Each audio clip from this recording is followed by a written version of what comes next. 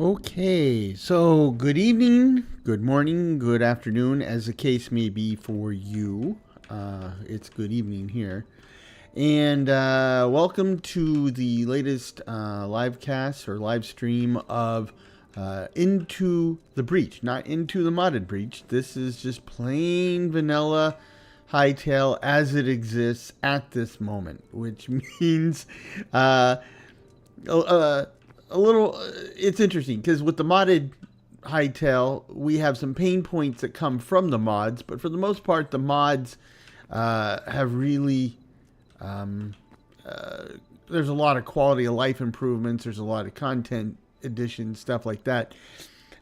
Here, I truly believe that Vanilla Hytale is more stable and we're going to run into less weirdness, but at the same token, we're missing all those quality of life improvements that make things a lot easier. And part of that is storage, right? So today we're going to actually, among other things, we're going to work on our storage solution, and we're going to kind of do what we did in the modded version of Into the Breach, though, because that one's running mods, and this one isn't, there's going to be some accommodations accordingly. For example, we'll only use chests. We won't be able to use wardrobes, and we won't have an inventory lectern that we can use to rapidly pull stuff in and out of storage.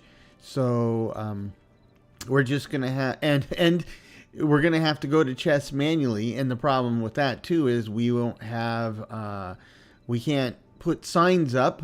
Well, you can put signs up. There's just nothing you can put on a sign at the moment. And we don't have item frames either. So there's really no way to label chests. We're just going to have to memorize where stuff is. So yeah, there's that. Plus, we need to expand the farm. We need to gather resources, etc., etc. I mean, all the same stuff we were doing before. It's just that it's going to be a little bit tougher here. Also, as a side note, yesterday we did this session for Into the Modded Breach, and I think that went pretty well, with one major exception, and you wouldn't know about that yet, but I forgot to record. I forgot to hit record to get the local copy. I mean, it was all set up. It just didn't get it. So when I transfer those to regular episodes, I'm going to have to use the downloaded copy from YouTube again. And as we discussed in the past, that's pretty poor quality. So I apologize ahead of time. And I'll probably apologize a few more times at least for that. But that's my bad. I haven't quite set up a proper checklist for this whole process yet. So we'll get there. Another thing I've noticed is, like I've said on previous live stream sessions, when I run these, oh my gosh, I got 2 aubergine. When did I get these? Because I'm not farming them yet. Huh. Okay. Anyway, I've been running the live streams, and as I've been running the live streams, I have on my Mac, I actually monitor the live stream as a viewer like you. And what I've noticed is, despite the fact that I did turn monetization on, but I set the frequency of ads as low as it will go, it seems to me that they run an insane number of ads, right? So I can only imagine how bad it is if I set it to like high number of ads. I mean, you might not even see the live stream. So what I'm thinking I'll do is, this might be the last monetized live stream. I think I'll keep the live streams, but from now on we'll run ad free. You know, so you can see the live stream and watch it ad free. Or you could wait until I break it down into a couple of long form videos and then watch it, and it'll have ads, but they'll be much less frequent than they are during the live stream. So there's that. So with all that said, I just harvested a bunch of stuff. Let's put these blocks away. That's not... Oh, I put the weird stuff there. That's where the blocks go. I got a hand crossbow. Awesome. Okay. This is not the right bench. Everything's in the wrong spot. So, we need seeds, right? I said I had the aubergine seeds, right? Might as well grow them if we got them. So, we need these. That'll get me a whole row. And these are all evergreen seeds and lettuce. I think we have 2 eternal. Yeah. Oh no, actually these are. No, that is carrot. That is lettuce. Okay. So 2 lettuce. So I need 7 more. I don't need to run off a torch all the time. So 7 more lettuce. And then as many as we can of these. And can I get 9 of these? And can we get 1 of these? That's all I can get. Okay. So let's replant everything. Got bumper crop of mushrooms, it looks like. Lettuce. The rest of the lettuce. Carrots.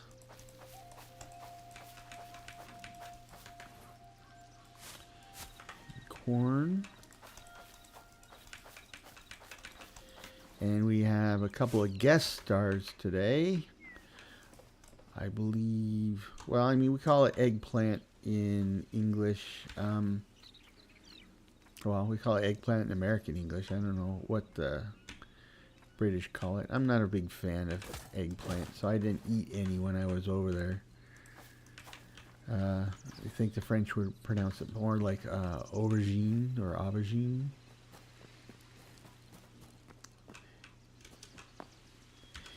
Since these guys are based in Quebec, I'm not surprised they use the French word for it.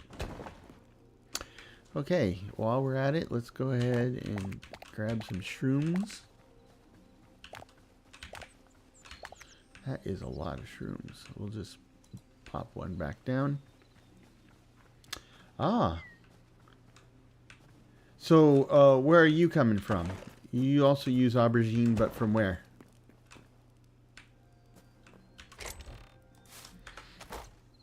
Okay, let's see. Scotland. Ah. You know, Scotland has some pretty close ties to France. You know, because for a while there, Scotland and France were allied against England. So some of those connections stay strong. Interesting. Okay, is this the only one? Oh, let's just go on a tree harvesting. So the other thing I miss is, you know, all those wonderful saplings we would get from cutting down trees. That's what we get in the modded version. And by the way, good morning to those of you in Scotland today. I never got to go to Scotland. The whole time I lived in the UK, I was in England, and we took a few trips to, yes, and we took a few trips to Wales, but that was it. There is, you know, I just like last week, I watched a brilliant Germany. Thank you. Ah, excellent. I watched an excellent video about the origin of the English language. Yeah, I mean, because, you know, until Latin and French really impacted language, it was essentially one of the dialects of German. And that's it's just interesting. It's all about history, right? I love history. Though history's just current events. It just happened in the past, right? So today's current events is tomorrow history. And I'm sure historians will have a great deal to say about the times we're living through right now. Let's get some more trees. And then I think I have some Essence of Life left. Maybe we can plant some replacements.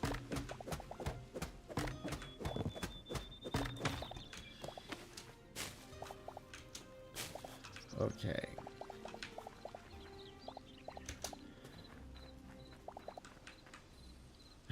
I saw that bird in the air, and it kind of freaked me out because, we've been out to the Howling Sands a few times, and those what do they call them, scarabs? The flying ones, I call them the bombers. I get kind of paranoid about them. I mean, they're really hard to shoot down because it's hard to gauge distance on something in the air. Am I too close, too far, too high, too low? And then the other problem is they poison you, right? And it's a fairly noxious poison, so it's I have a healthy respect for them, which is to say I don't like them, but okay.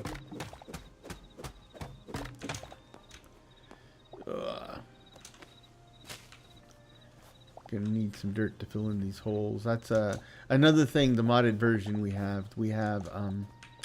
Forget the name of the mod. It's made by Cerulean, and I love their mods. I love their mods in Minecraft too.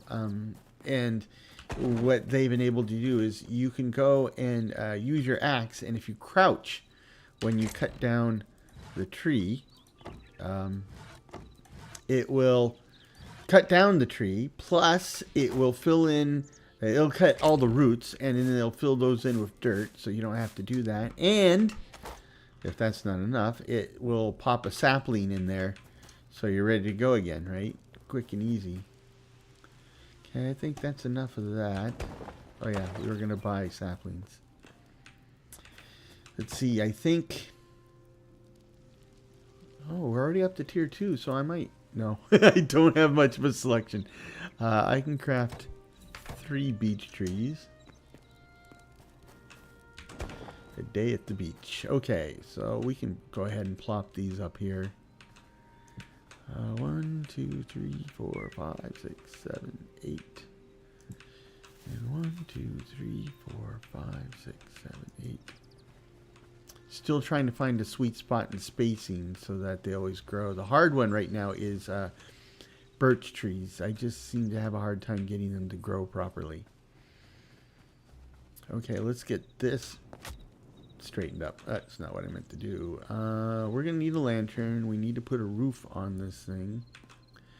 And then we need to move these. So the pillars will be converted to regular pillars, and we'll take off all these chests in there, and then we'll move them to the same pattern that we did with the wardrobes into the modded breach. And that should give us a pretty good density as far as storage goes. So let's see what pieces we got.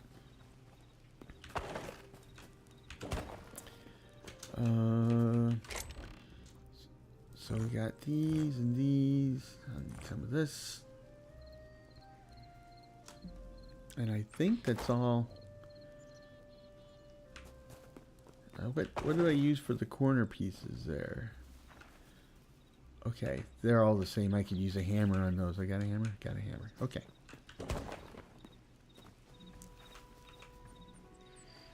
Now, what we saw into the modded breach is I seem to also have a problem with ghost blocks. And we saw those when we were setting up the roof. And I'd be interested to see if we see any ghost block problems here. Because if we don't, then it's probably a mod that's causing that.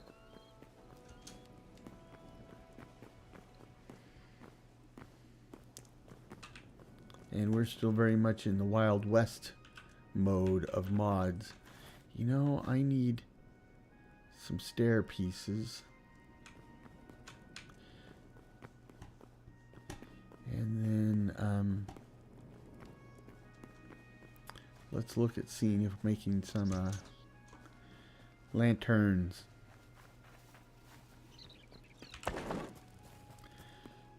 So stair pieces go here. And I don't know, 10 will work. What type of oh, I got plenty of these, so let's try this. I have a furniture bench, right? I think I need just regular workbench for... No, I need the furniture bench. Lights, candles, action. No, I don't want to do all. Let's do that, and then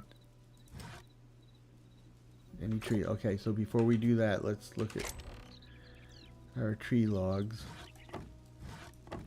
because it's going to take the logs from the upper left and then work across that way, and I want to make sure we don't wind up burning any of our good wood. So that should work. Craft all those. And we can put this back.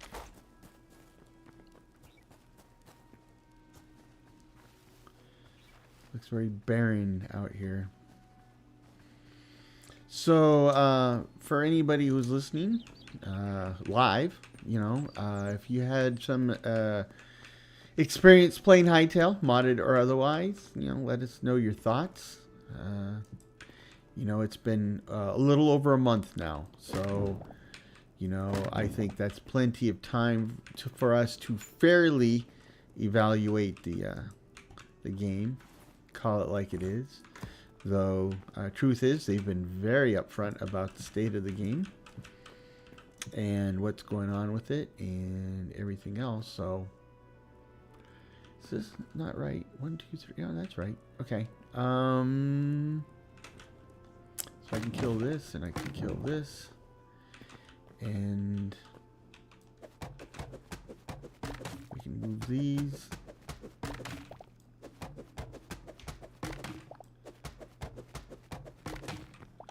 Like that. Now, if I mix and match my chest types, this will keep them as small chests. Because no, I don't need, you know, I want to try to be granular for a lot of these, and I don't want to have just big chests, because then it's hard to be granular, right? Then you're mixing stuff in different chests. But I do need some big chests, because there's some things we're going to have a lot of.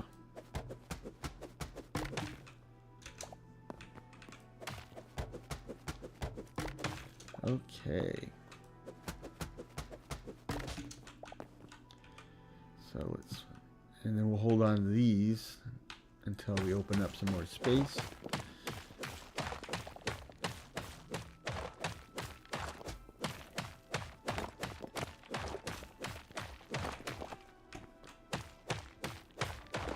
Yeah, it's gonna, you know, it's gonna, for some of you, apparently in Scotland, this is a reasonable hour. For people on the East Coast of North America, this is a very unreasonable hour. And over here in the West Coast of North America, it's late. And I'll be wrapping things up at 12:30 tonight. But I got to get up at dark 30 tomorrow, because got to drive my kids 45 minutes south. They're going to spend the day, pretty much the whole day, taking the ACT, which is an alternative to the SAT for college placement and entrance. So that's fun. So the good news is my wife and I will have some mama and papa time while the girls are in there suffering. So it's some consolation. Man, that wheat grows fast.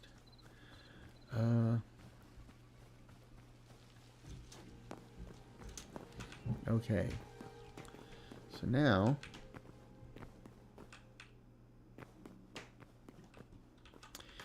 we want that. And that. It looks much better. Okay. So this is cleaned up a little bit. We can go ahead and opens up some more, but we'll do that at night, right? At night, I don't want to be running around too much. I hate the creepy crawlies, though. You know, that is probably our primary way of getting void essence, and we need tons of void essence at some point. So, okay, that was cool. So, I guess we're gonna go caving then. This is all furniture. I don't have many torches.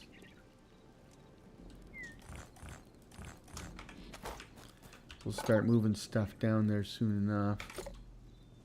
Where's the workbench? Huh.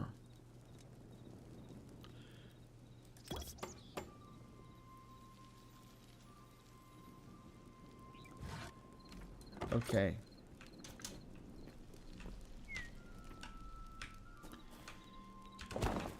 Let's go. Let us go. You know, there's a cave right here, and I don't think we've explored it in this world. And since it's right here on my front doorstep, it's probably one we should explore. You know, because you want to make sure there's not like the some portal to the like 9th plane of hell down here, right in your own backyard. It is. I'm wondering maybe if we did go all the way down this thing. Because I'm finding a whole... No, I don't think we went this far deep. I mean, there's nothing down here. Yeah, it looks to me like there was something here and it's been carved out. So I guess we did clean this place out. This is an interesting cave. A straight shot. You know, no branches or anything like that. Too bad. Kind of anticlimactic, actually.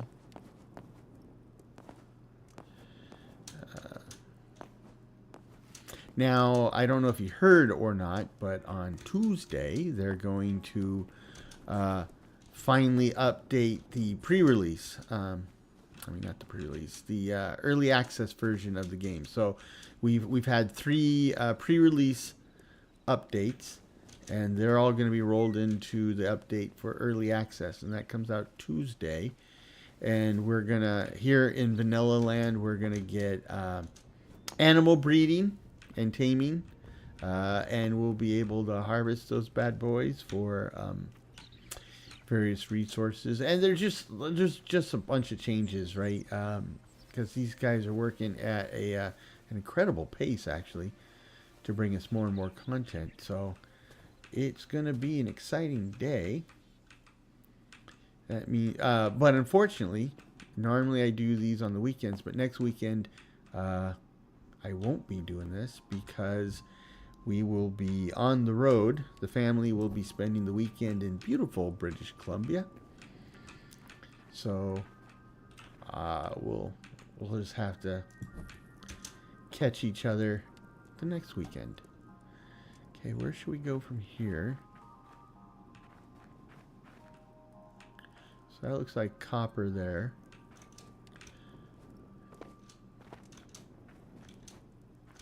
Okay. I do like the long straight, well, not straight, but long non-branching routes because we can cover a lot of ground without having to set up conditionals, make sure we don't get lost like this. I think I see some iron, so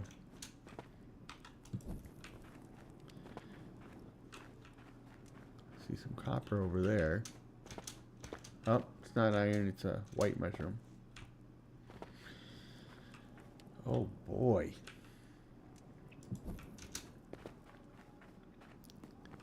So some copper here and there and across the hall.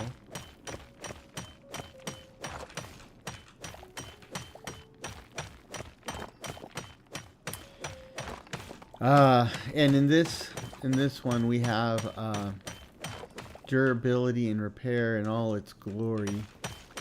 I'm never a real fan of durability in games, right? I mean,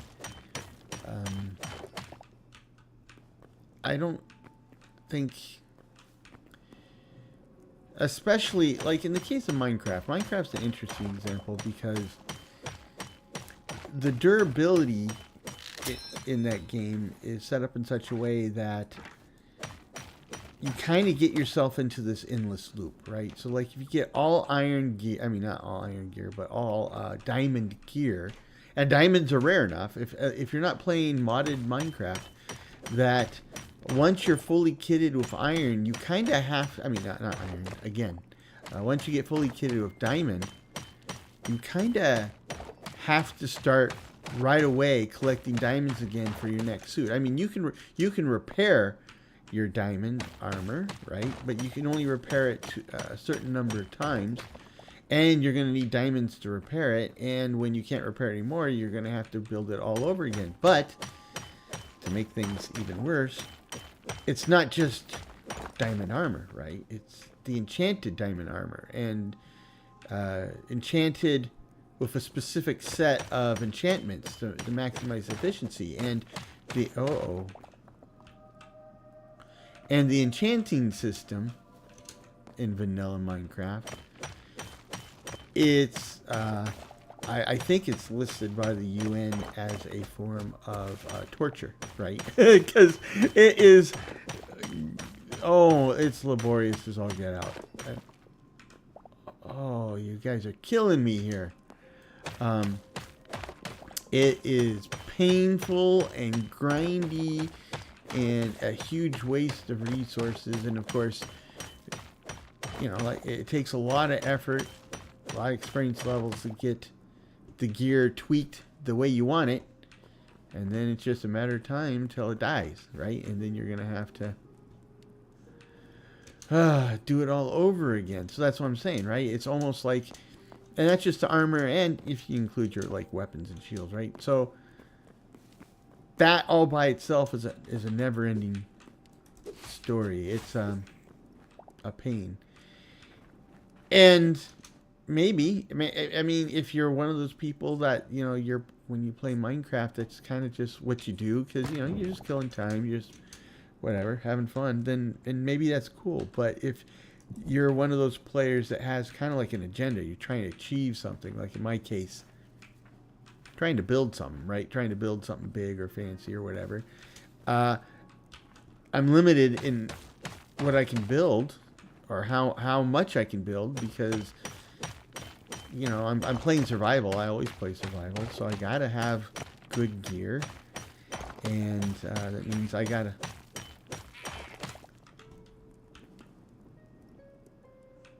go play that game. Hey. There you go. I got a... Oh, this is like a tomb or something. I kind of feel like enshrouded in here. Let's see. Nice. Anyhow.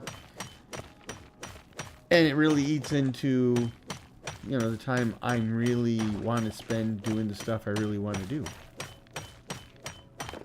But, you know, the beauty of Minecraft is, even with vanilla, you can do things the way you want to do them. And in modded Minecraft, you can tweak it even further. And that's what I do. That's modded Minecraft. I'm able to skip all that silliness and then concentrate on the stuff I want to do. I think it's probably true for a lot of people. I know, I was just watching one of my favorite Let's Play creators today, and they were definitely talking about why they prefer vanilla Minecraft. And there's no right or wrong in this, right? It's kind of like saying whether you like peanut butter and jelly or you don't like peanut butter and jelly. You know, it's, you do you, right? And there's another chest. Wow. You know,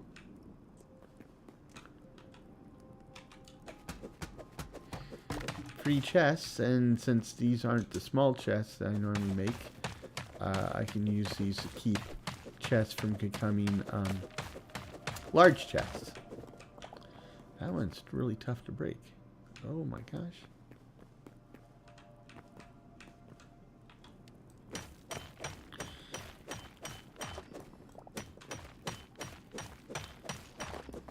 And it's kind of funny because I think most people get it, that you can play the game however you want, right?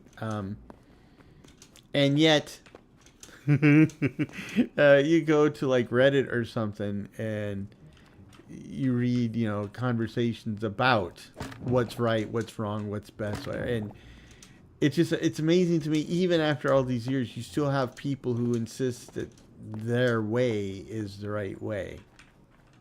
Right? They're just not willing to, you know, let folks do what they want to do. Or even understand why other people do it. I mean, you don't have to understand why somebody does something. Just acknowledge that, okay, if that's what floats their boat, so be it. I think that was a really hard thing for game designers to learn, right? Because and I think that was one of the things that really drove game designers nuts with mods, right? Because game designers, especially when you're talking about back in the days when games were games, there was points and specific objectives, and they would put up artificial and arbitrary milestones and hurdles to make the game fun, to make the game challenging, right? And then here come mods, and they totally step around those milestones, and game designers frustrated. It's like, you know, you're playing it wrong, but if I paid you for the game and I'm having fun playing it my way, what do you care? I got some hides. Do I not have? I do. I actually got leather already, huh? Okay. Interesting. And the furnace I saw was over here.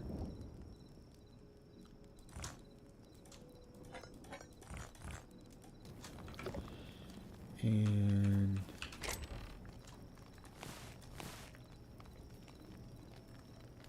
wow. Wow. So I think we need a whole lot more thorium. So I think a run to the Howling Sands is in order. And we're going to need to move to our mainline storage pretty soon. Pretty darn soon.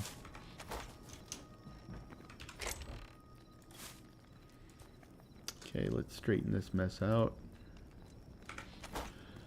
Straighten this mess out. Really?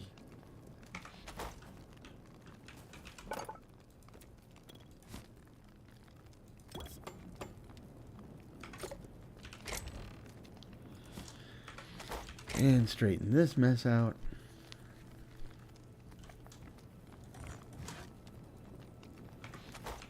And let's go recycle this.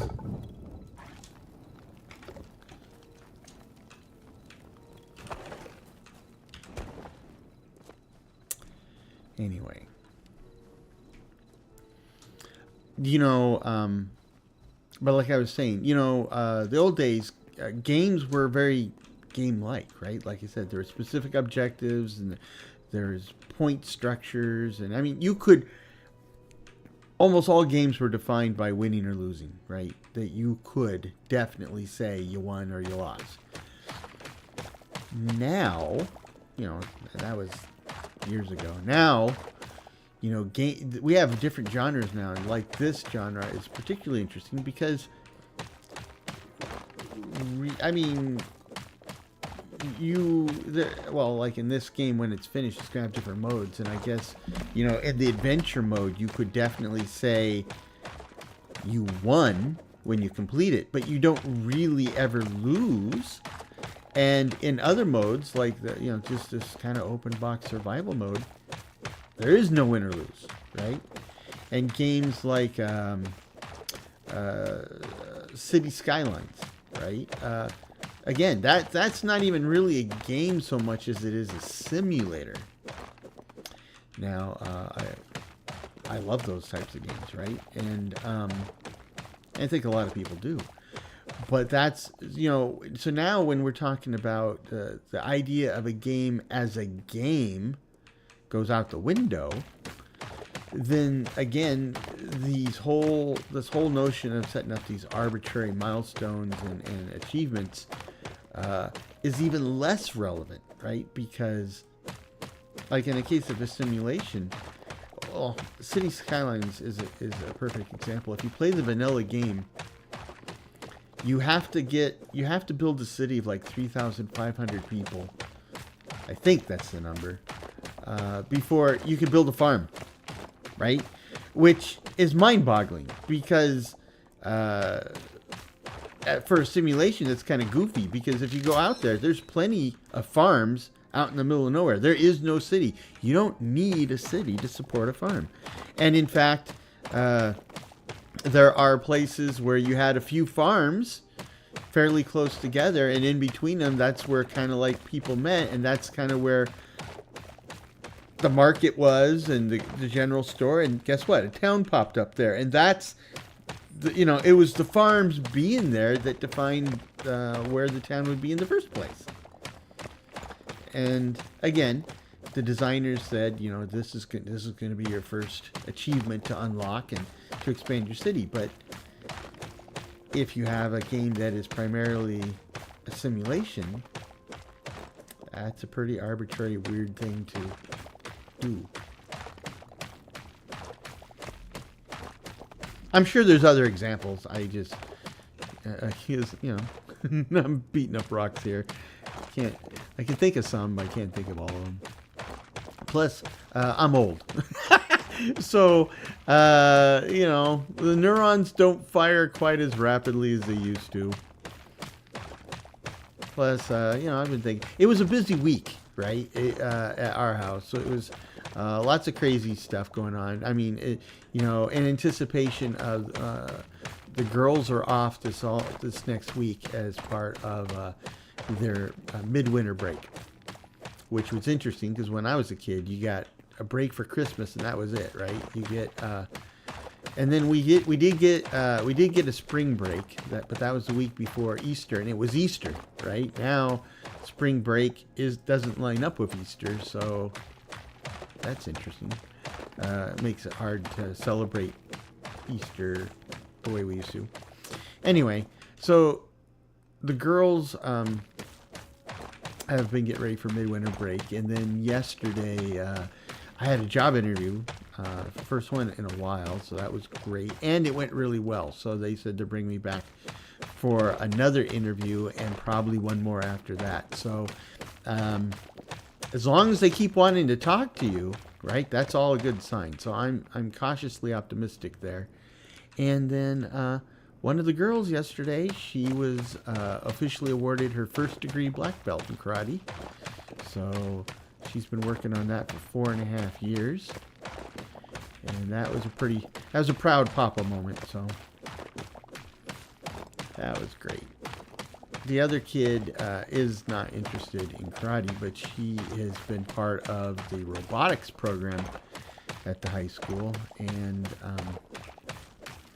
she started last school year, and this is her junior year, and this year she's actually risen to a position of leadership. So I'm very proud of her too. Don't want anybody to think I'm playing favorites. Though, to be honest, if you're a parent, you know. If you're a parent, you know.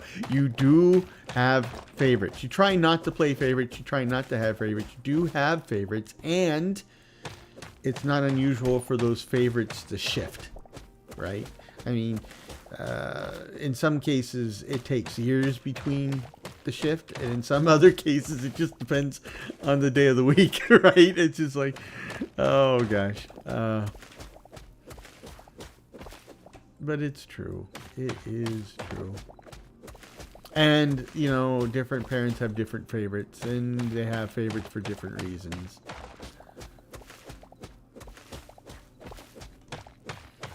Usually, the kid that gives them the least amount of grief is usually the front runner for a favorite. And conversely, the kid who causes the most grief, they're not usually in the running, right?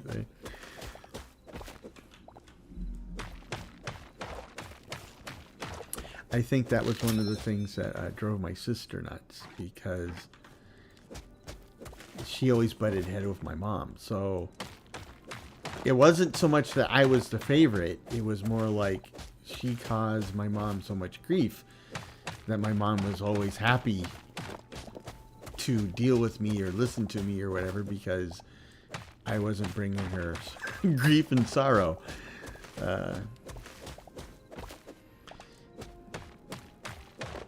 Yeah. And of course, your siblings pick up on that, so then they're angry. You know, my sister was angry at me for years, and I didn't know it. And then when I did know it, I didn't understand why. Because, you know, to hear her tell it, you would think that I had some Machiavellian scheme to make her life difficult. And in truth, you know, a teenage boy, half the time I forgot I had a sister. So, you know, I wasn't out to make her life a living hell. I just ignored her. We're good now. We're good now. But that's usually how it works. I'm really surprised. My girls get along so well. So well. I remember one time when they were, gosh, I don't know, like 3, and we used to pick up my wife. We wait for her to come in from Seattle on the bus, and so we will wait for her at the park and ride. Well, there's a park and ride near our house, but it's not at our house. I went the wrong direction. But there was parks nearby, so I take the girls to the park and I let them play while we're waiting for Mama. And one time, they were having a grand time, but then my wife texted that she was almost there, so I said, okay, girls, we got to go. And one girl, the karate girl, dutifully stopped what she was doing and followed me. And the other girl, she pretended that she didn't hear me. And so I went right up to her and I'm like, it's time to go. I gotta go pick up Mama. And she's just refusing, right? She was doing her thing at the playground. So I decided to use a little parental psychology. I was like, okay, see ya. We're leaving you. Bye. And she was perfectly okay with that. However, her sister was not. And even at like 3 years old, she planted herself right in front of me on the sidewalk and says, you're not leaving my sister behind, right? And it's like, oh, boy. So, and that's the type of way they've been that way ever since. And, you know, they're twins, but they're fraternal twins, right? So, and their personalities are night and day, but their bond is amazing. So, I really gotta thank the maker for that one. Let's see.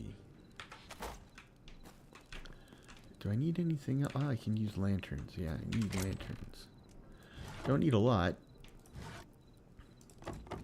Just 2. And I think that'll do it for now. Okay. Yeah. Oh, holy smokes. The whole thing's ready? This is another one, right? So this is just vanilla. And you can see, not only is it vanilla, I didn't water them or anything. I'm not putting down fertilizer.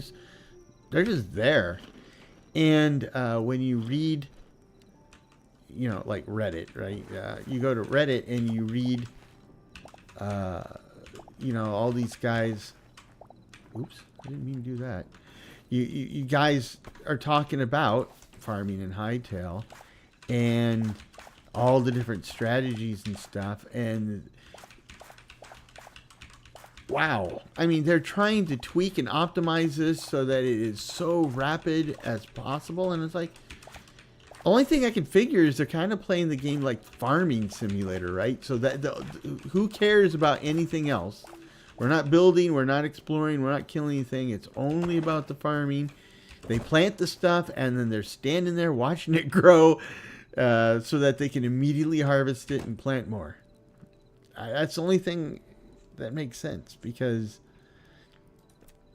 you've seen what I'm doing. I'm not doing anything too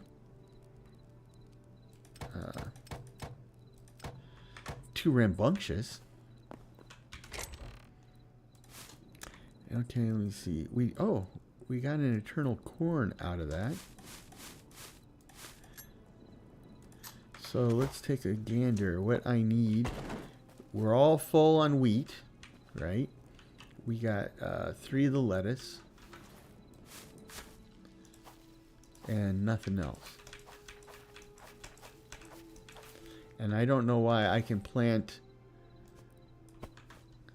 Oh, I can't plant the eternal seeds with a torch. But I can plant regular seeds, except sunflower seeds, with a torch up. Okay, so we need 6 of the lettuce. And there it is. 6 lettuce. Thank you. And that would mean 9 carrots. Don't know my vegetables. And we have an eternal corn now, so 8 corn. And can we convert one of these? Yeah. Really? Okay. So let's put this in here.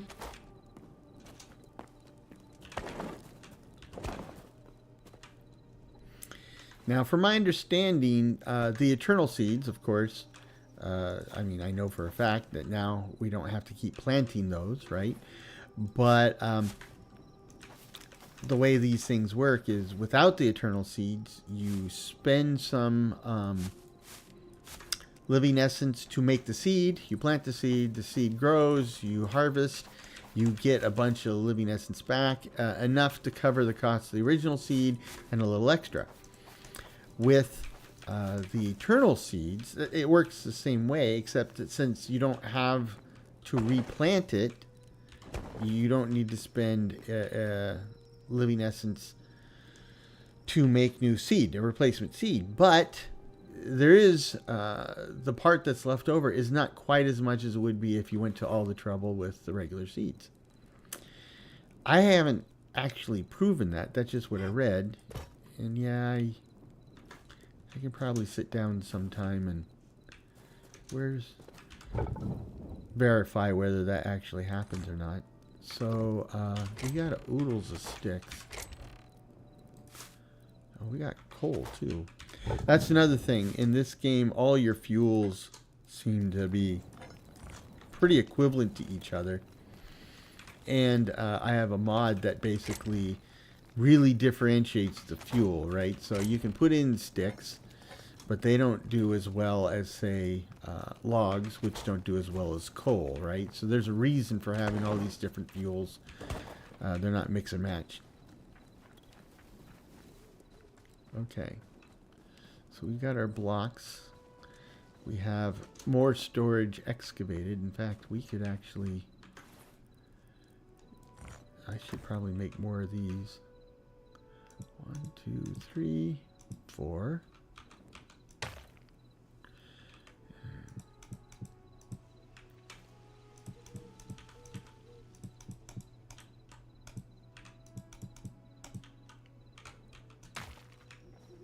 There we go.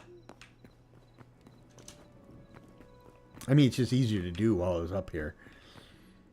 Down here, there's not an option, right? Okay. Oh, gosh. And brick floor. I'm going to need to make a mess of bricks is what I need to do. So it's probably a good time to move the workbench and the building bench down there now. We'll want to make a separate workroom for him, a dedicated workroom. But for now, we are going to just put them in the hallway. Oh, yeah. And, yep. So, another mod I have, which makes life nice, is without the mod, in vanilla, once you have upgraded your benches, if you decide to move the bench, so you chop them down like I just did, all the stuff you used to upgrade the bench now comes loose. So you get the bench, but you get all the upgrade stuff as well. You got to put it in your pockets and then re-upgrade the bench once you move it, which is what I'm about to do. One of the mods basically says, no, the upgraded bench will remain intact.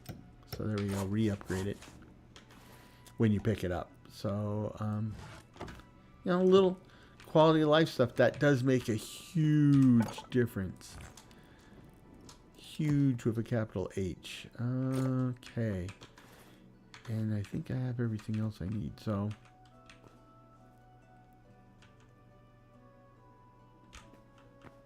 Yeah, okay.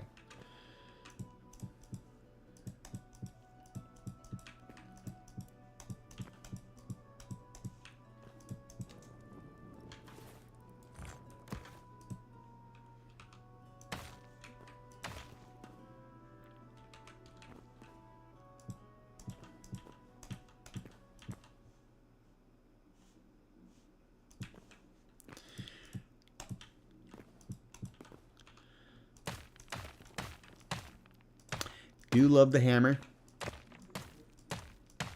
You know, the more I use it, the more I love it. The more I use it, the more I figure out different ways to use it. So this will be the corner of the storeroom.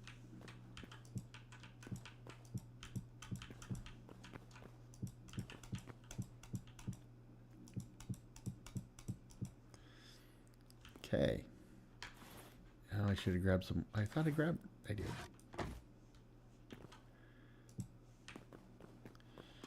And don't worry, we will get that someday. Just don't need it right this second. So I'm not going to go to heroic measures to go get it.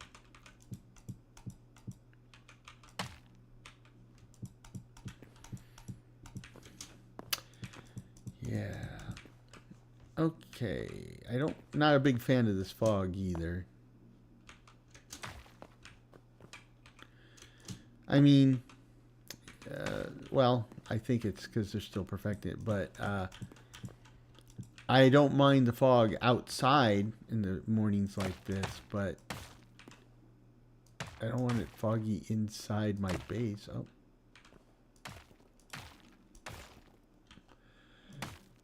Right. Inside my buildings.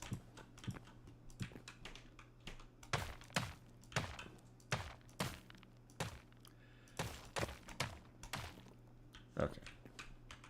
I think I'm going to need to make some more of these blocks again.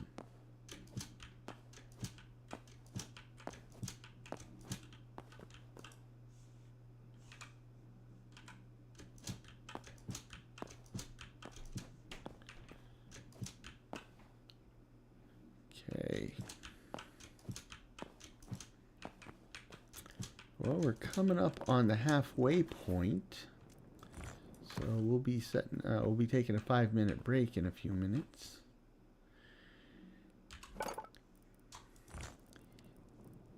Because those people who can do 3, 4, 5 hour live streams without taking a break, they're like the gaming world's version of marathon runners, right? I mean, oh, they're animals. And they're probably young.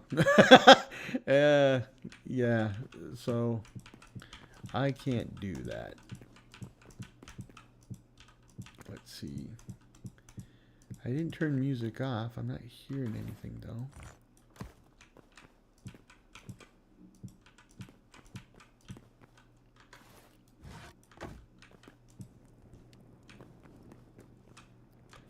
And I need more. I'm not going to have enough.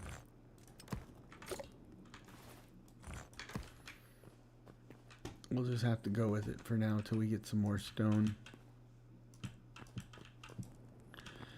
Actually, we need more stone for shelves and pillars. This needs to be a block because we're going to put a pillar in the corner. That means I can use this for these. So I need some more. Okay. Well, we can grab some stone from someplace. In fact, well, actually, no, because then I need... No. We can grab stuff from down here. I have this spot right here.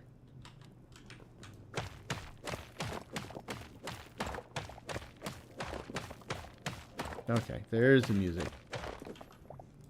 You know, I don't know if you noticed this, but the Hytale soundtrack is now available for purchase, or if like you have an Apple Music subscription, right? You can. It's on iTunes. You should be able to just listen to it for free then, because it's part of your subscription. And I find that is an interesting concept because I've commented on it here. Normally, when I'm playing my games, I usually turn the in-game music off, and then I'm listening to my iTunes. And I have playlists for game playing. Most of the time, they're songs, tracks from soundtracks. Jurassic Park, Star Wars, stuff like that. And I tweak them, like for the game. Like for a game like Minecraft or Hytale, there's a lot of Lord of the Rings and stuff like that. Anyhow, that's what I normally do. But Hytale is, I like the music enough that most of the time I just leave the music running. And now that it's available for streaming, I added it to my playlist. And now when I'm playing other games, I sometimes hear Hytale music, right? It's like, okay.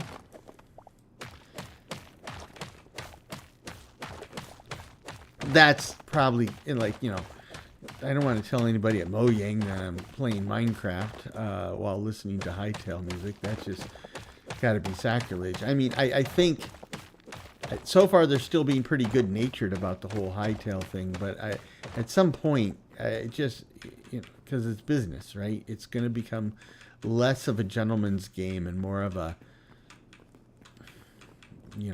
rivalry. It just has to be that way. Actually, when we'll take the break, we'll take it down here. So I still have some time. Give me all those. And then give me, say, 10, because we'll need more eventually. Anyway, so now we can fix this and this and this. Put a block there. Okay. So the next thing we need to do is I need 4 of those, 6 of these. I think it's 6. Put that there. Put that there.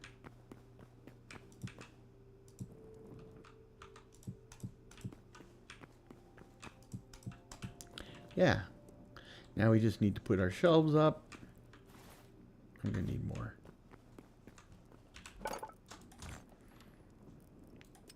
That should be enough.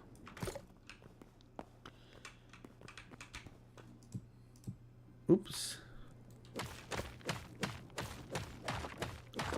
Wrong block. There we go.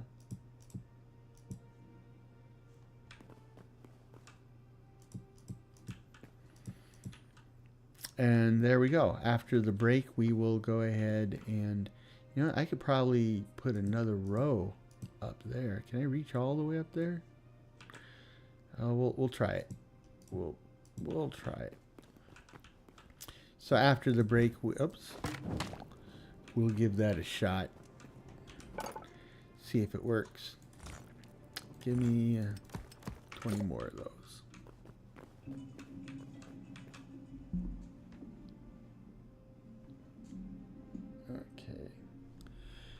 And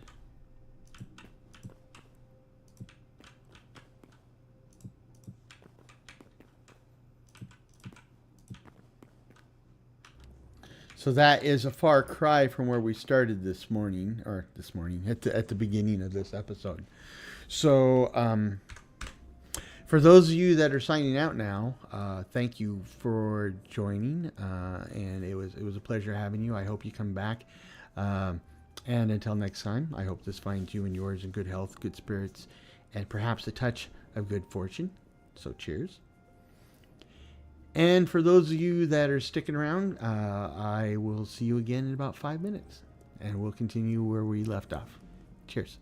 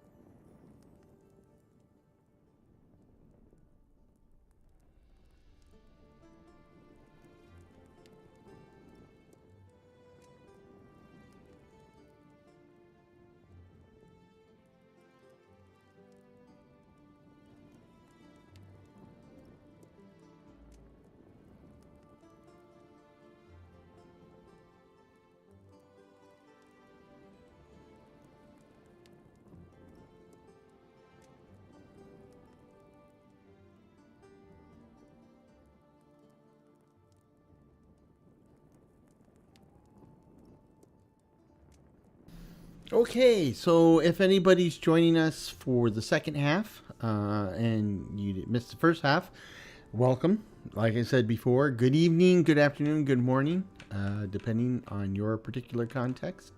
It's definitely evening here, and we've been adapting some designs that we came up with in Into the Modded Breach, which is the modded version of this world.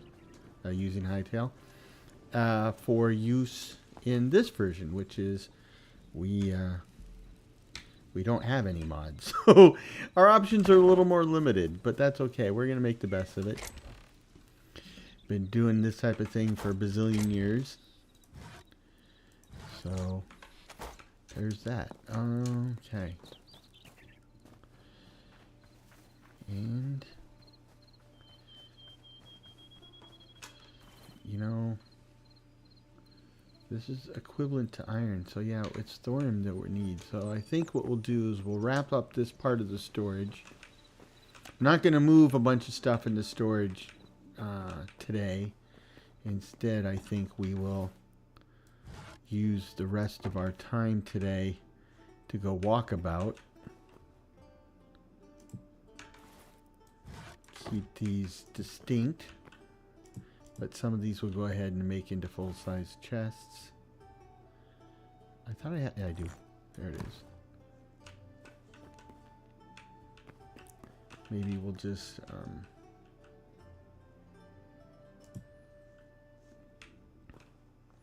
let me see. I'm going to need 2, 4, 6, 8, 10.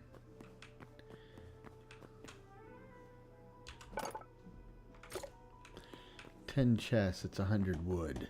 I don't know if I have 100 wood.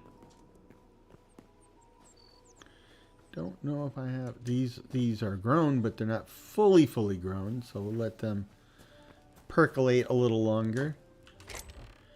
I do have 100 wood. Barely. Okay.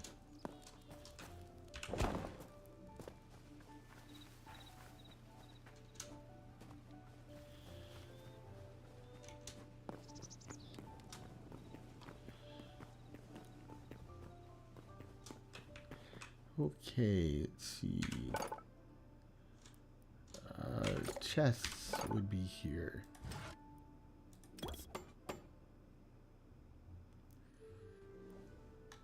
Oh, where did I pick this stuff up from? Okay, we'll drop that off before we head out. Head out for points south. Okay. Let's just test this. I forgot. Can I open it? Yep. Okay. So I need more chests, but we'll get more wood at some point. We'll do that. Okay. Yep. And then the thing is, because everything is completely manual, we're going to have to figure out some type of logical sorting. So like, you know, starting from here, working that way, start with like building materials, start with like stone, then wood, then, you know, whatever. Because we're going to have to manually drop stuff off and pick it up all the time, which is a pain. I got a few blocks I need to drop off. Need to drop that off. I need more arrows if I got them. If I had the materials. Let's see. Sort. Yeah, we're definitely going to need to move into the storage soon. Oh, yeah.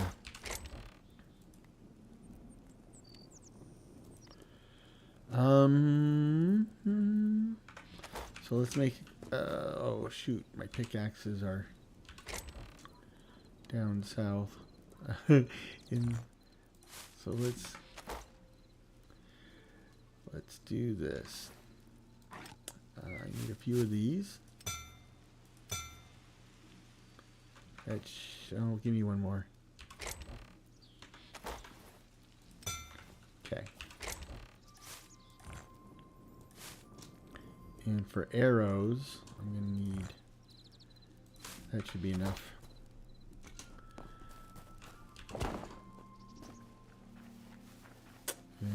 What about food? Oh, I got food. I got food. Okay, we're all set.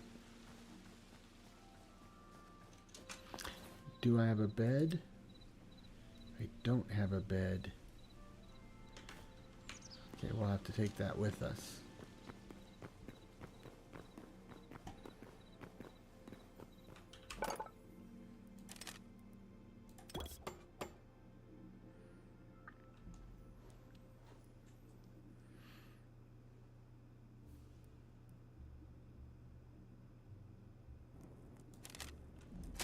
Okay. We can grab the bed and jam. Another mod I'm missing at the moment is the one that shows me the time of day. It just puts it to center of the top of the screen. That one I might actually bring into this world. Because they don't have any type of in-game clock yet. You know, at least with Minecraft they have that weird semi-useful crude mace. Oh, that's not what I thought it was. Here. That semi-useful clock mechanism that we could use to keep track, at least when it's close to daylight or nighttime.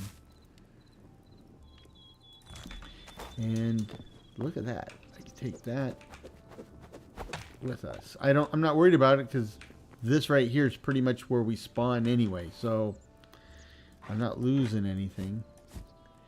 This is a short bow. Crude short bow, right? So we can salvage this. Now, you know, we have enough. Wrong one. This one. We have enough. We can make an iron bow. 6 plus 1. It's the same signature. That can't be right. It's the same for all of them.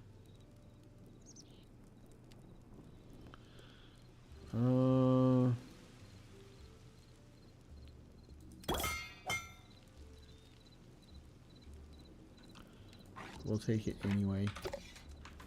And we'll put the crude bow in there as a backup. Okay. Man, this grows fast. And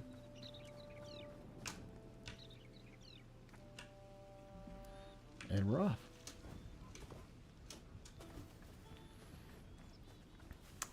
Don't want to tangle with anything on the... Oh. Think I can get through here. Barely.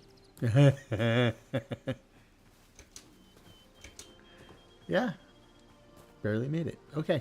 Yeah, I don't want to pick up a bunch of ancillary stuff before we get to the area where all the good stuff is, right? I don't want to get there and then have to immediately perform treasure triage, which is the process of going through your pockets and figuring out what you can live without so you can get the cooler stuff that you found. That is a monster tree. That's oak? Yep. That's one of those, like when you see an oak tree like that in real life, you know, it's like 1,100 years old or something.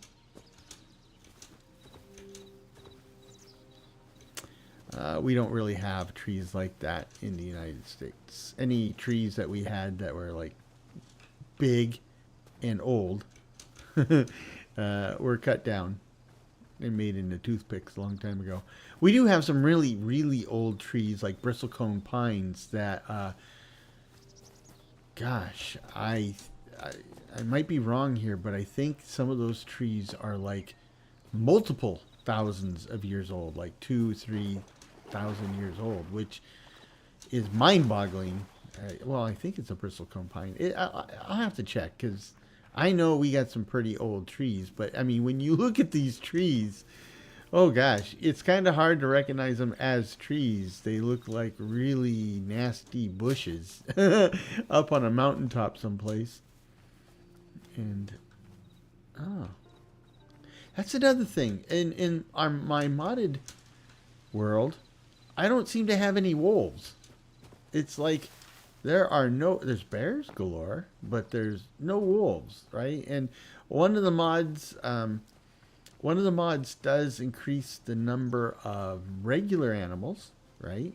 Livestock animals is what they're classified here. So, you know, the chickens and the sheep and stuff. But it says that it didn't, it kept the number of bears and wolves the same. But, and while I find that's generally true with the bears, I haven't seen a wolf in like decades. So something's not right there. And here I am in this world and I see wolves again, which, oh man. That's a big river. This is like the mighty Mississippi. Well, actually it depends where you are in the Mississippi. If you're upstream, at some point it does look like this. If you're downstream, you know, it's like 2 miles wide or something. If you want to see something interesting, you should go, look online for Mississippi River watershed, and you'll see that like almost 2/3 of the rivers of the rivers of the United States, they basically lead to the Mississippi. I mean, it's phenomenal. That's why the river's so big when it hits the ocean, right? Because it has, all that water from like 2/3 of the continental United States flowing into it.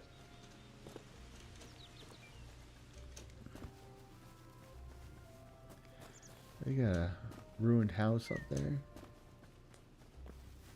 Now, I don't mind hitting that stuff on the way back if we have some treasure that is of questionable value. Ooh. Ooh. So I got skeletons. I got a graveyard. And I think there's a big baddie in this thing.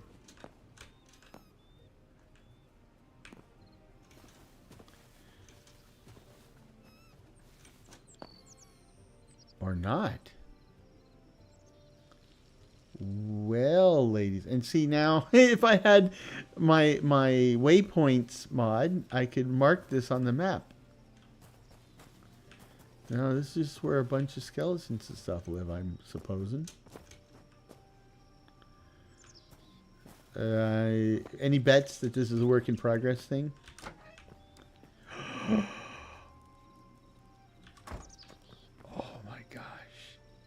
Okay. Okay. And of course the fog sets in. I probably bite it. Hold on. I was ripped off. Yeah, you too. I certainly don't want to be here when the sun's going down. Too late. Whoa.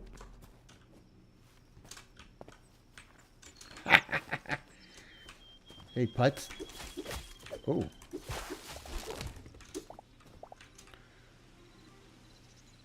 Well, that startled me. Is there anything in these little crypts? Mausoleums?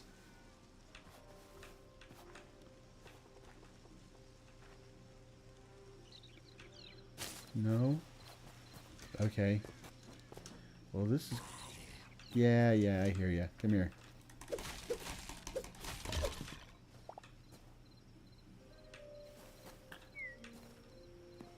Wasn't I just in here?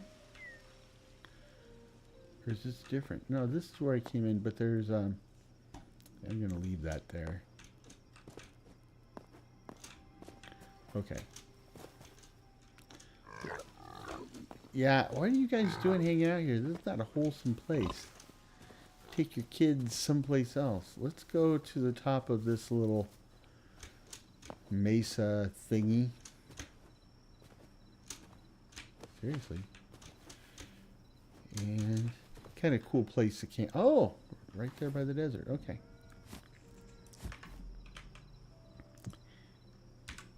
Yeah, whatever. I may start sleeping at 7:30 in 18 minutes. It's not 7:30. This is what I'm getting at. We need a clock. It's a pretty sunset. And, that's vanilla, right?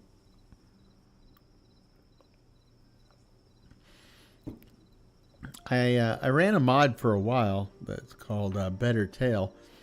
It's supposed to improve this type of atmospherics, but I could see a difference, but it was so tiny, and one could argue it's not particularly bad. Oh, it's not particularly better. So I took it off. Okay. So let's take a look at this. Yes, pretty clean inventory. More room for loot. Loot. Where did I come up here?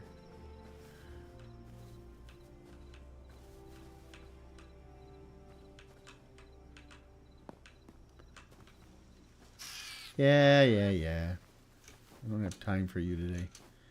Man, there are a lot of bears out.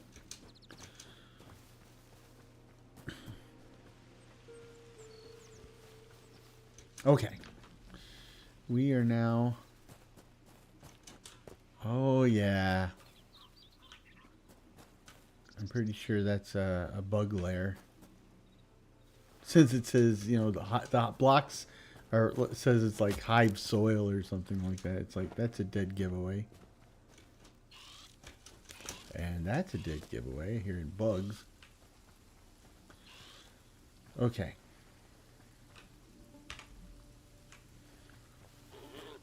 Let's go find lightning and thunder. Run to the bushes. Thank you. Run to the thorn bushes, that is. So I'm guessing, is it nighttime still? I saw one of those death squids up there in the sky there, but it's gone now. Warthogs. There's a bomber.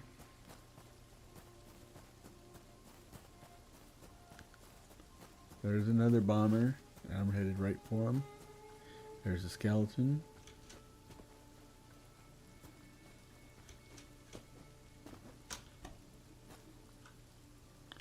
Okay, up in here we should be able to find some cave stuff. Speak and ye shall receive. Okay, so...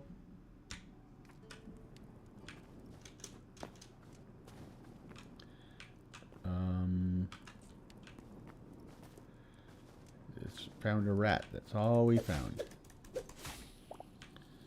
That's kind of anticlimactic.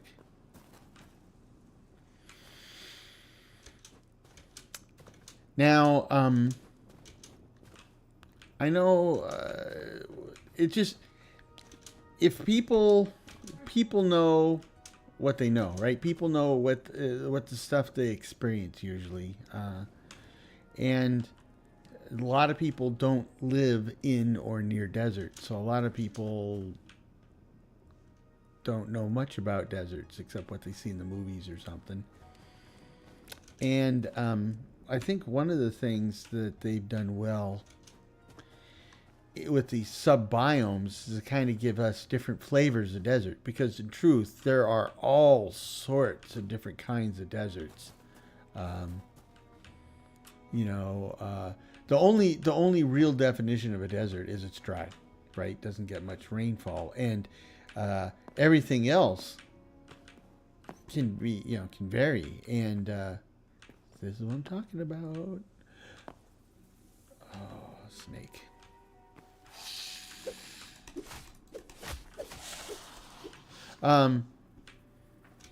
So like there's deserts that have cactus in them. Right, like you see in the movies or whatever, and but sometimes they don't look like the cactus in the movies. And there's deserts that don't have any cactus, and there's actually deserts that have big lakes in them, and there's still deserts, not because there's no water there, but rather because it doesn't get rainfall, right? Oh, Huh. Okay, so what we need to do is mark this and find a way down. See, oh, holy moly. So they're trying to get me killed is what they're doing here.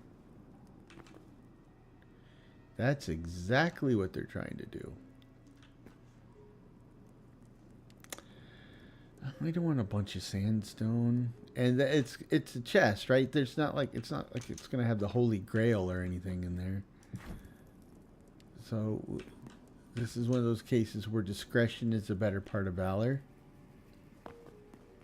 He who runs away lives to fight another day.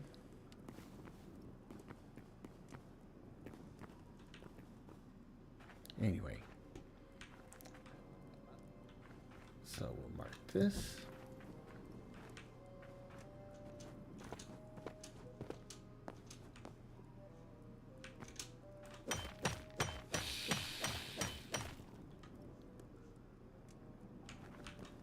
that a snake?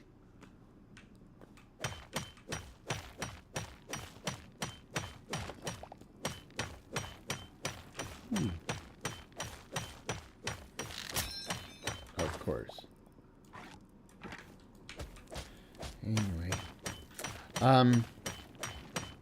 I grew up in Southern California, and if you look at pictures of Southern California as it was before it was all built up, because now it's pretty much wall-to-wall city, urban and suburban, but once upon a time it wasn't, right? And much of it was desert. I mean, the only reason it thrived, I mean, watch, there's like Chinatown. I think Chinatown is a movie about them bringing water to Southern California, right? Southern California, as nice as it is only there because they steal the water from another part of California, and the Colorado River. But anyway, it is. If you look at it, it's much of it was just sagebrush and cactus, right? And that's so when growing up there, because it hadn't been, because I'm old, and this was a long time ago, it hadn't been as developed as it is now. So there was still a lot of deserty places to be found, and of course, it's just an easy drive, like 4 or 5 hour drive to Las Vegas. So, but also Southern California includes the Mojave Desert, including Death Valley, and Joshua Tree National Monument, I think it is. Might be park, but I think it's a national monument. Anyway, so, and we used to camp out there. We used to camp in California, but it was within 4 or 5 miles of the Arizona border. So, spent a lot of time in the desert. Okay, I'm going to embarrass my friend Mark. So, my friend Mark is... What is going on here? What is that?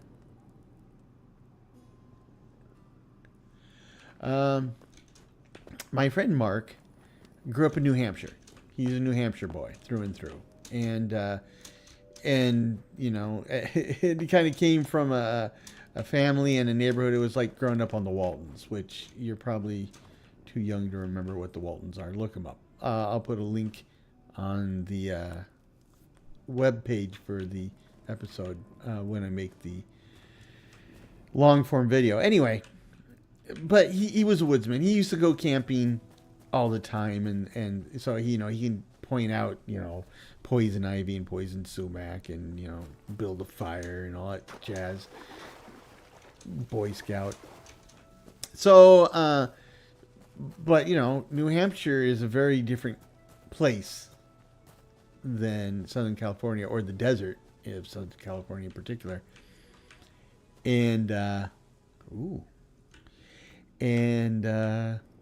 so when we took him camping, he found it absolutely fascinating because he'd never been around, he'd never seen like real cactus before, right? And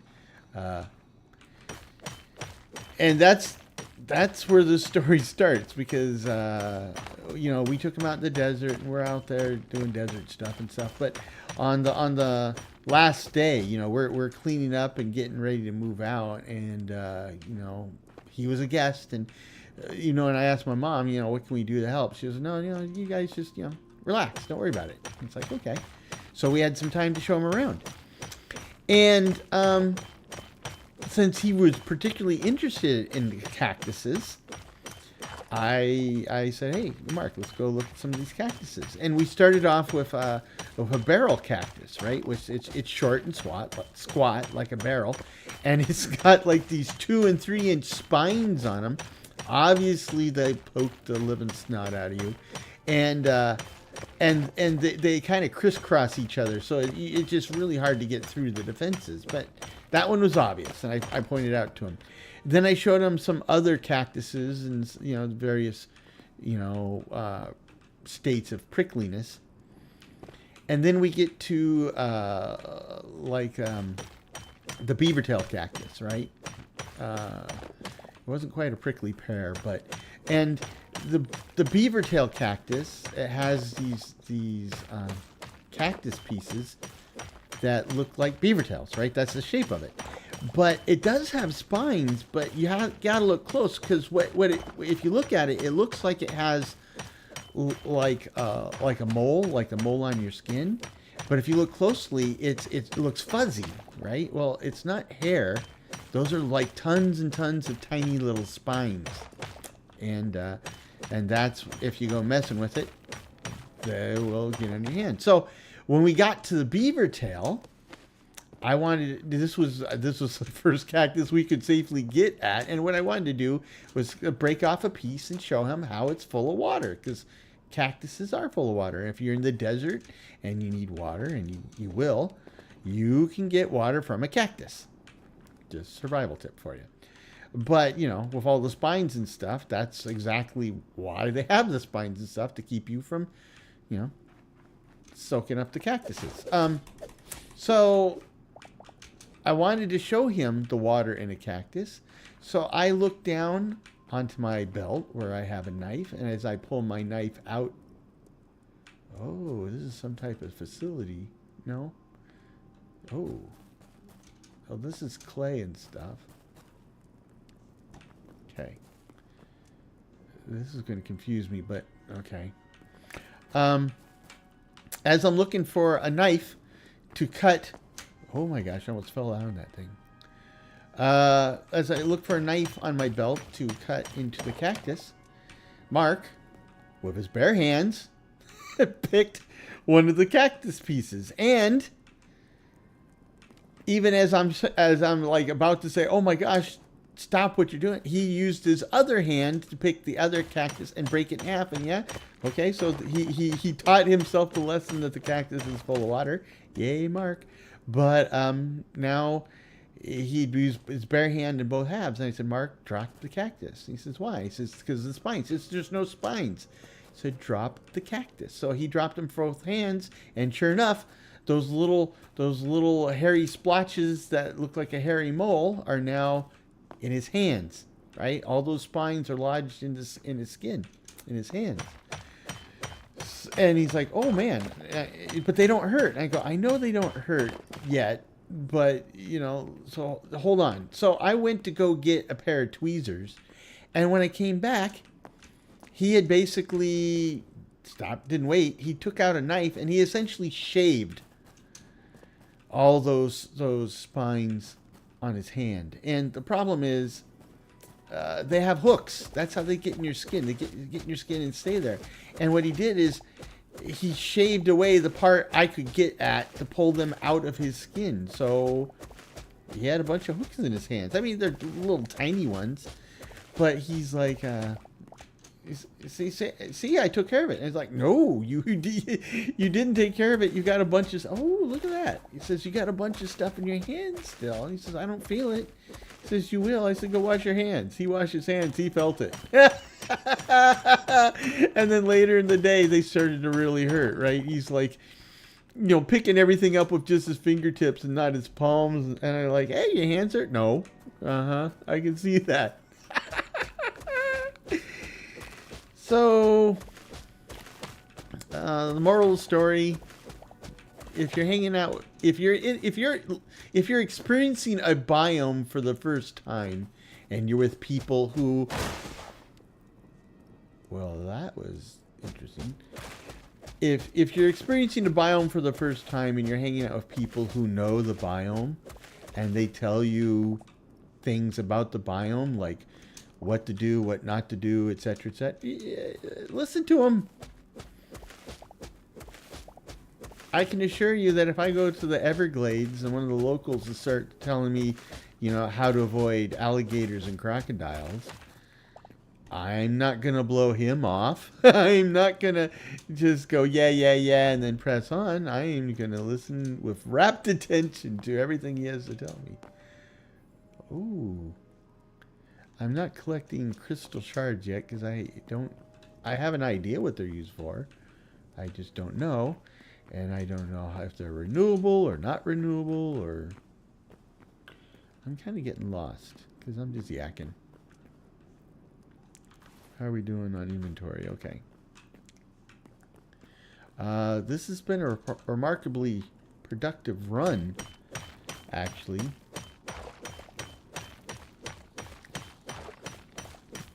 And speak of the devil.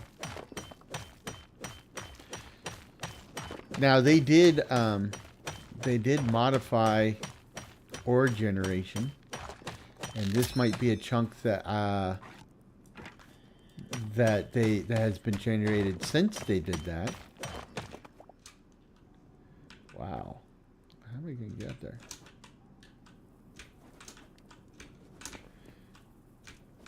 When I wanted to jump, there we go. So, copper's not a problem anymore. In fact, we might be eating copper for a while. Gosh, this is crazy. And I said this has been a productive run. I mean, that's the moment normally when fate would jinx me, right? Like, kill me and half my stuff is left behind. But no. That is not the case. Now, maybe I just jinxed myself. Maybe on the way home I get gacked and lose all my stuff.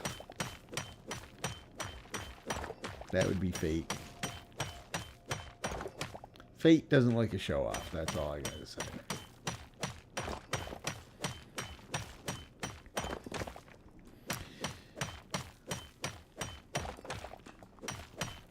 Speaking of bad camping experiences, I went on a camping trip with my Explorer Scout group once, and what they did is they had a big army surplus tent, like big army tent, right? And they set that up for all of us to use. Now they said bring a ground tarp, right, to keep your sleeping bag off the dirt, the ground, and bring a sleeping bag, which I did. And then once they set the tent up, it was supposed to be a snow camping trip, but it didn't snow. It just rained. It was really freaking cold. Not cold enough to give us snow, but it just rained the whole time. Anyway, so what they did was they dug a small trench around the tent, so that water would shed off the tent into the little ditch and be wicked away from under the tent, right? Except somebody dug the little trench a little too far away from the wall of the tent, so over the course of the night when it rained, really cold rain, the water... Huh, I think I've been up here. The water was shed on the wrong side of that little trench. So the water then seeped under the tent wall. And guess who was closest to it? And guess who didn't bring a proper tarp, a waterproof covering to keep this from happening? So my flannel sleeping bag got wet, got soaked actually. And it's cold out, and now my flannel sleeping bag is soaked, so it's cold within. And of course, you know, you're not going to ask somebody if you can share a sleeping bag with them, right? And if I had been an adult, I'd just go sleep in the car, right? But I didn't have a car. I was an adult. So I was in a bad state. And what I did was they had shower facilities there. So I went to sleep on a bench in the shower facilities, and which was hard as all get out and uncomfortable, but it was really cold in there too, right? And you know, I had a cold sleeping bag. So what I did was I ran the showers, and so now it was warm, steamy, but warm. And that got me through the night. Now the thing is the next morning, people got up to take showers, and there was surprisingly little hot water left in the shower. Yeah. So I was the only one that suffered on that trip. Of course, they were puzzled as to why there was no hot water, and I didn't tell anybody that I used it all up to keep myself warm.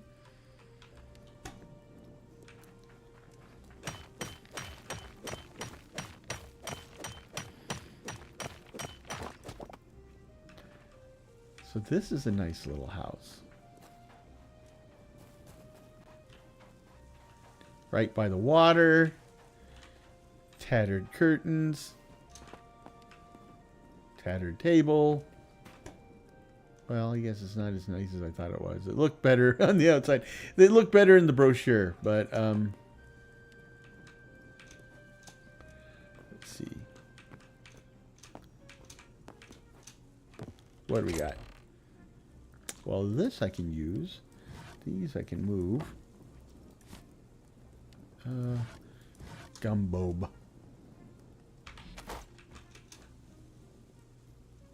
Okay, let's take a gander. Where are we? You are here. Boneyard. This is as far out as I can zoom, so I gotta keep moving it. And home is this way someplace. I do not like this limited persistence of the map. Some type of ruins there. I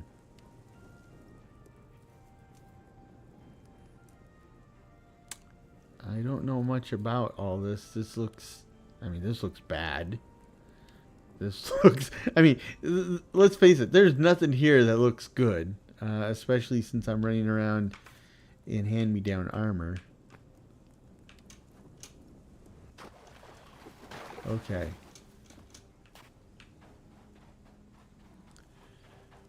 I don't know if I've captured a memory of this guy. Guess so.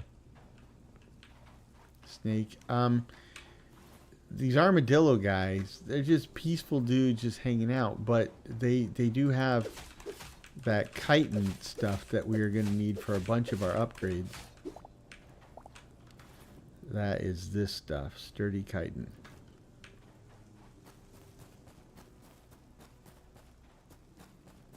Hyena, huh? Hold on. Before I do that, let's... Shields up. Okay. And... Oh, that's counterproductive. Here.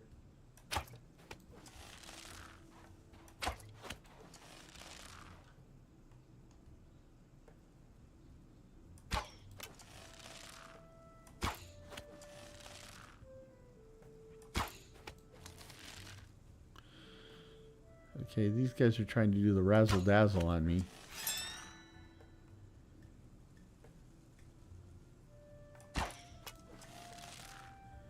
I see what you're doing. Ooh.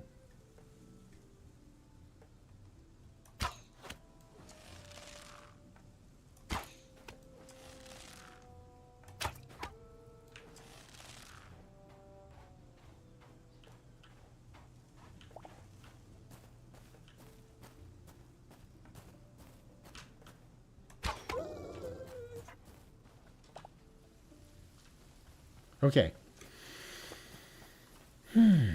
Yeah. I'm sorry.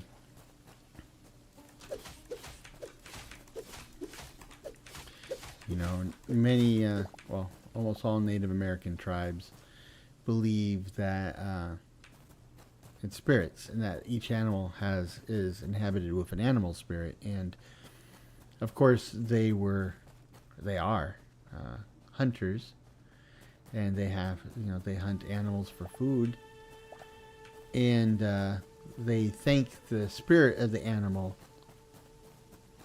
when they kill it, and it's part of it is to acknowledge the animal sacrificed, right, so that they could live, and to it's kind of a promise too that we're going to use all the bits of this animal. So not it's not like we do with like cattle, right, where you're like all we wanted steaks and hamburger and all the other stuff we don't care about. They use the whole thing and give thanks for it. So that's kind of how I felt with the armadillo things.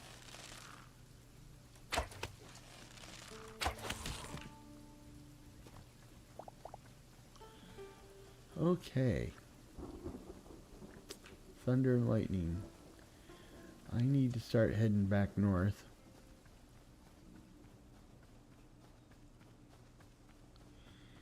We are a long ways from home. In relative terms. Now I will tell you, now that I've played this, Howling Sands and the frozen areas and stuff, they are a little bit of a trek away from where you start, but they're not really that far, right? And I would have, and of course, they're going to have V2 world generation come up, so this is all totally subject to change, but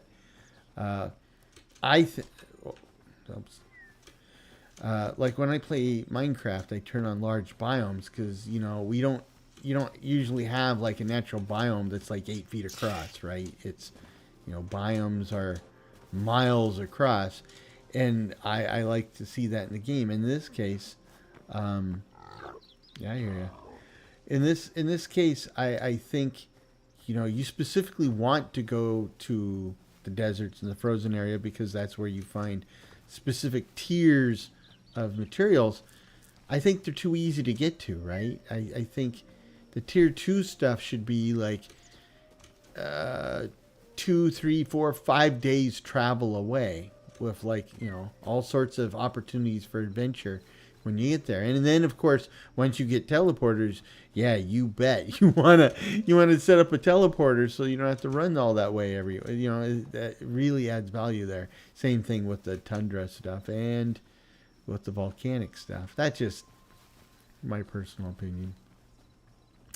Because the way it is now, I think things are, they're far apart, but I think they're too close together. They're not far apart enough, I think. In other words, it's kind of like being at Disneyland, right? They have, you're going to walk, 400 feet and go from Tomorrowland to Turn of the Century, another 400 feet, and you're in, the jungles of Africa or whatever. And it's just like, it feels like there should be more between them. Now, in that case, that's how theme parks are set up, right?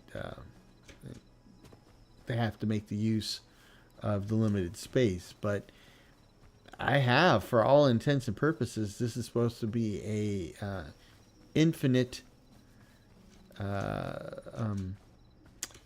generated world, right? So let's little. Let's not pack everything into a, 5 kilometer by 5 kilometer grid. I mean, we got glaciers and stuff, so let's live large. And I kind of think that is a good chunk of where they're headed with the V2 world generation, right? I mean, it's gonna generate different types of terrain than it does now, but I think it's also gonna upscale everything. The mountains will be higher, the oceans will be deeper, yada yada yada, blah blah blah.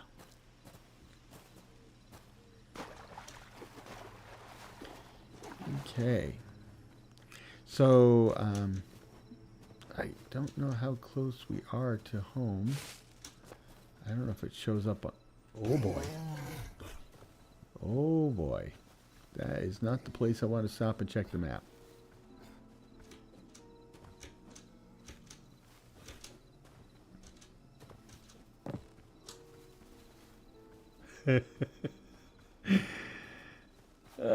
So this is why we don't stop to ask for directions, right? That's a man thing. We don't stop to ask for directions from nobody, because they can get you.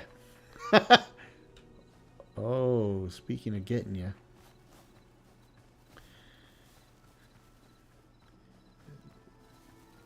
Creepy crawlies.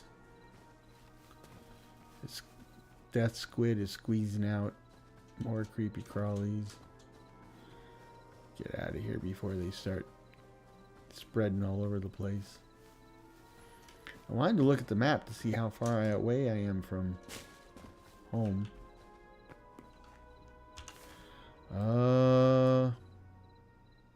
Not that far. These are my mountains. Okay. It's not my side of the mountain, but it's a side of the mountain. My side of the mountain. That was a very good book. I love the book. I never saw the movie, but I guess I should see the movie. Go see it. Anyhow, I've talked about that every once in a while on various series. It's a story about a kid who returns to the site of his ancestral family farm, which is all ruined now. And he ran away from home in New York City. And now he's living in the wild alone. And it's based on a true story. So that always makes it more interesting. Let's see. Let's do it this way.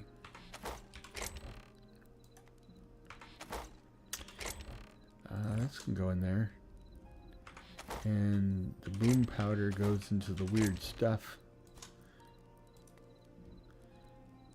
Look at all the ore I got. So turn that on.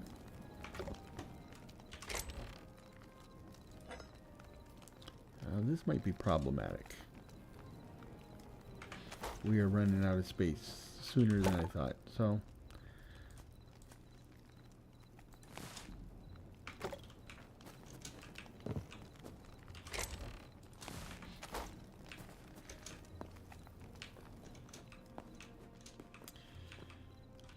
not much stuff here. I mean, not much is left because we've already moved some of it. But so we basically have central storage now. It's not done, but it's done enough that we can start using it, and we'll start moving stuff in there. And it's going to allow a pretty high density of storage in one place, and that's good. And then we will build work rooms around central storage where we can fill those up with our workbenches, and they'll be able to pull stuff directly out of central storage. So we're well on our way there. We did go on a field trip. We did get some decent resources, so it might be time to upgrade the armor and weapon bench so that we can start taking advantage of this thorium that we picked up, and we'll probably need a lot more. And once we get that set, we'll be ready to go to the frozen area and let it go. But we'll see how that goes. But it was a good run. And for those of you who joined me, hopefully there's still somebody out there now. Thank you. Thank you for joining. I hope to see you next week. I'll be converting these into long form videos on demand. And yeah, everything's back on track. So until next time, I hope this finds you and yours in good health, good spirits, and perhaps just a touch of good fortune. Cheers.